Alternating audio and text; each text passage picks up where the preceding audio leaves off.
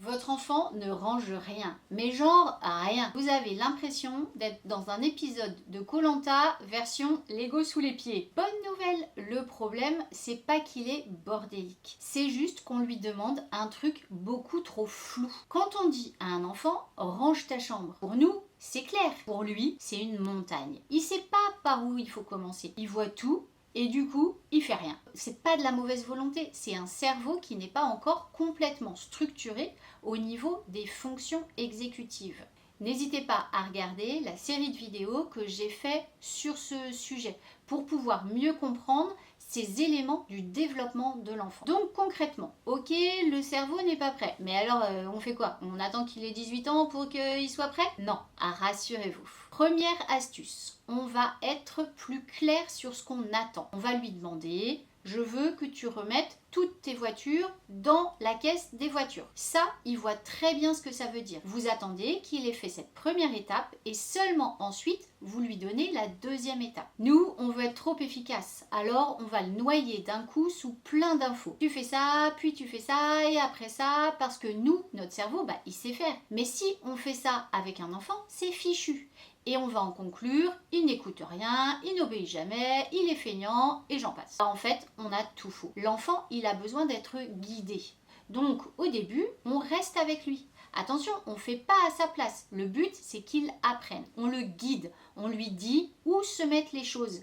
Et c'est lui qui doit le faire. Alors, deuxième chose, le rangement chronométré. C'est-à-dire qu'on choisit une activité qu'on a envie de faire ensemble. Balade, jeu de société, lire une histoire. Et on lui dit, ok, avant ça, on a une mission express à faire. On va transformer quelque chose qui pourrait être très long, pénible, voire interminable, en mission. Et ça parle aux enfants. Tout est dans la manière de leur présenter les choses. On peut même dire, allez, on essaye de battre le record d'hier. Et on arrête au bout de quelques minutes, même si c'est pas parfait. Au moins, on a réussi à en faire un moment qui n'est pas désagréable. Et ça, c'est important si on veut éventuellement le motiver pour recommencer un autre jour. Alors, un autre élément important aussi, qui est un prérequis à une meilleure organisation. Moins de jouets et des rangements adaptés pour tous ceux qu'on garde. Il faut que ce soit facile à ranger. Je vous conseille des boîtes ou des caisses et des étagères pour ranger ces caisses, ou par exemple sous le lit si c'est possible. Chaque jouet doit avoir une place précise.